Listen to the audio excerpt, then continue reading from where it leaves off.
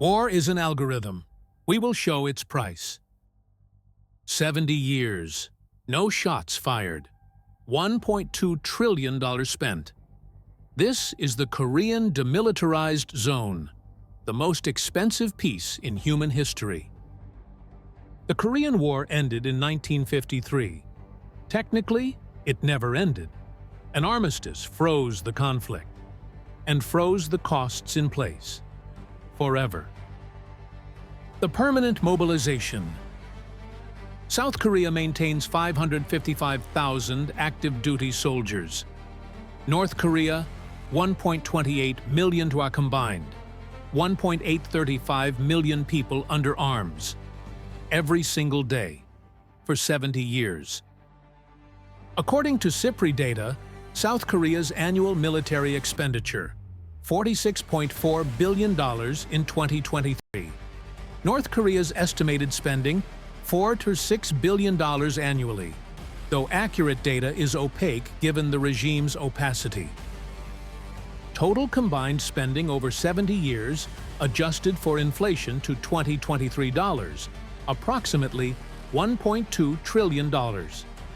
This is conservative, excludes U.S. military presence costs, $1.7 billion annually for 2,800 troops stationed in South Korea.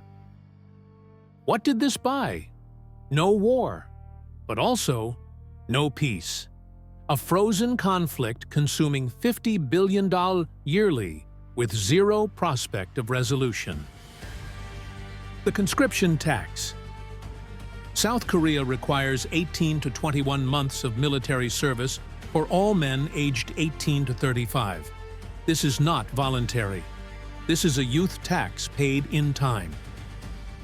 2.8 million South Korean men currently serve or have completed service in the past decade.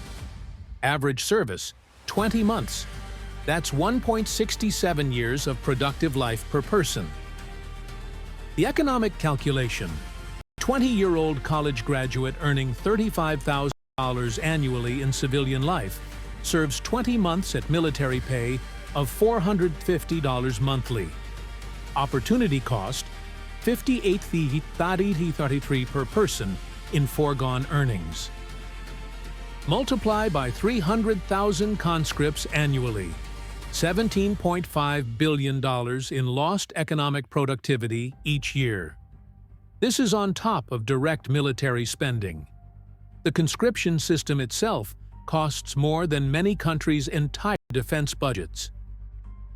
The World Bank estimated in 2019 that eliminating conscription and moving to an all-volunteer force would add 0.4% to South Korea's annual GDP growth. Over a decade, that's $150–200 billion in additional economic activity. But conscription continues because professional military forces cost even more. The infrastructure of standoff.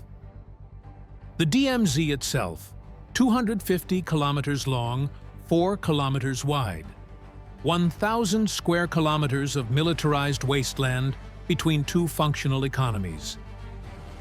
South Korea's border infrastructure investment since 1953, $12 billion in fortifications, sensors, fencing, guard posts, and military roads.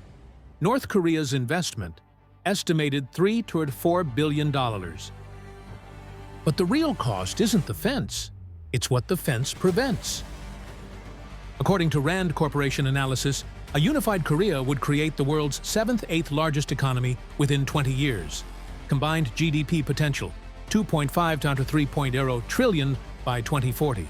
Current reality, South Korea $1.7 trillion, North Korea $28 billion. The DMZ costs the difference, $700 billion to $1.2 trillion in foregone economic integration. The physical separation requires duplicate infrastructure. 2 capitals, 2 port systems, 2 electrical grids, 2 everything.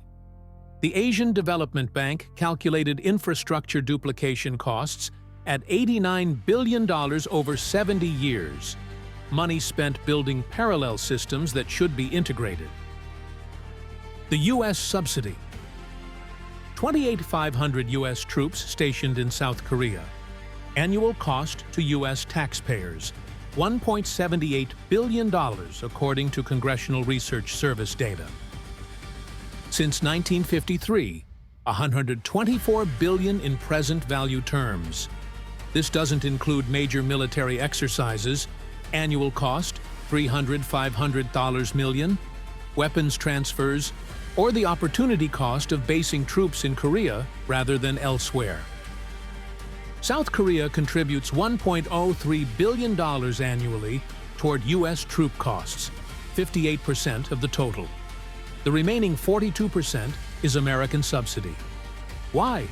Because South Korea's defense budget, though large, cannot replace U.S. capabilities without doubling military spending to $90+ billion annually. The calculus: it's cheaper for South Korea to partially subsidize U.S. presence than to develop equivalent nuclear, air, and naval power independently. It's cheaper for the U.S. to maintain the subsidy than to risk Northeast Asian instability. Both sides are locked in. The military Keynesianism. Here's the paradox. The DMZ creates economic activity even as it prevents economic integration. South Korea's defense industry employs 86,000 people directly, supports 200,000+ indirect jobs. Annual revenue, $12.4 billion with exports of $17.3 billion in 2022, making South Korea the world's 9th largest arms exporter. The DMZ threat justifies this industry. Remove the threat, collapse the industry. Hyundai Rotem builds tanks. Hanwha makes artillery. Korea Aerospace Industries produces fighters. These are economic engines powered by permanent tension. North Korea's economy is 90% militarized. The Korean People's Army isn't just a military, it's a construction company, a mining operation, a farming collective. According to defector testimonies and satellite analysis, the military controls 60–70% of North Korea's productive assets. Demilitarization would crater North Korea's economy instantly. The regime cannot demobilize without collapsing its economic structure, so it doesn't. The opportunity cost measured in generations. South Korea, 51 million people. North Korea, 26 million. Combined, 77 million. If unified in 1953 like Germany pursued in 1990, what would the trajectory have been? The World Bank ran scenarios in 2015. A Korea unified in the 1950s–60s, following South Korea's development model with North Korea's mineral resources and labor force, would have achieved GDP of $3.5 to $4.2 trillion by 2023 versus actual $1.73 trillion, per capita income of $54,000 to $62,000 versus actual $33,745, additional cumulative wealth creation, 1953–2023, $12 to $18 trillion. That's wealth never created, businesses never started, technologies never developed, generations living below potential. The human capital destruction is measurable. North Korea's population is malnourished, undereducated, and isolated. Integration cost estimates, $2 to $3 trillion over 20 to 30 years, just to bring North Korean living standards to 70% of South Korean levels. This cost exists because of 70 years of separation. The longer the DMZ persists, the more expensive reunification becomes. By 2040, integration costs could reach $5 trillion, making reunification economically prohibitive even if politically possible. The perpetual expense. Why doesn't this end? Because ending costs more than continuing. South Korea's options: Accept reunification costs of $3 trillion, absorb 26 million impoverished citizens, risk economic disruption for a generation. Or spend $46 billion annually maintaining the status quo. $46 billion yearly is $1.38 trillion over 30 years. But it's predictable, manageable, doesn't require political risk. Reunification is a $3 trillion upfront cost with unknowable outcomes. North Korea's calculation: maintain the regime by maintaining the military state, demobilize and face immediate collapse. The choice isn't between peace and war. It's between controlled poverty and chaotic transformation.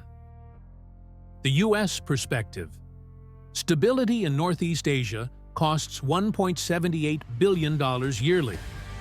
Instability could cost trillions in disrupted trade, refugee flows, and potential conflict with China.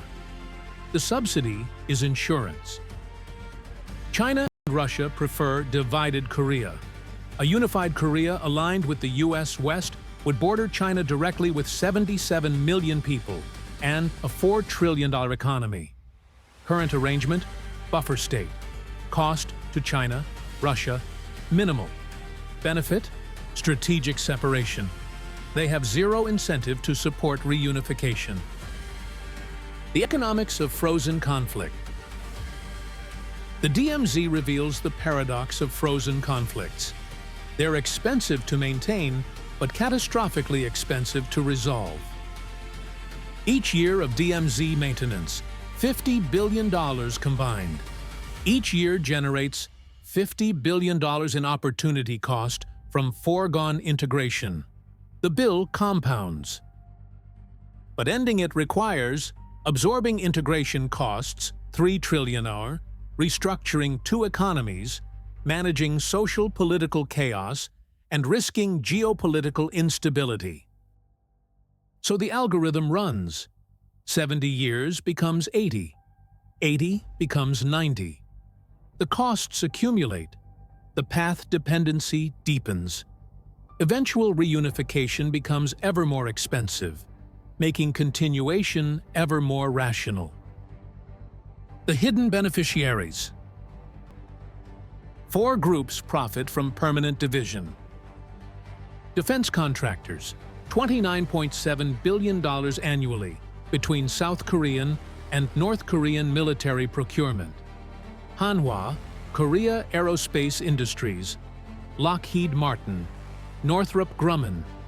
The DMZ is a market. The North Korean regime: without external threat, no justification for total control. The DMZ sustains autocracy, military tensions, regime survival. DMZ tourism industry: 1.2 million tourists visit yearly, spending $180 million. The conflict is an attraction. Observation posts, museums, the most dangerous border. Peace eliminates the product.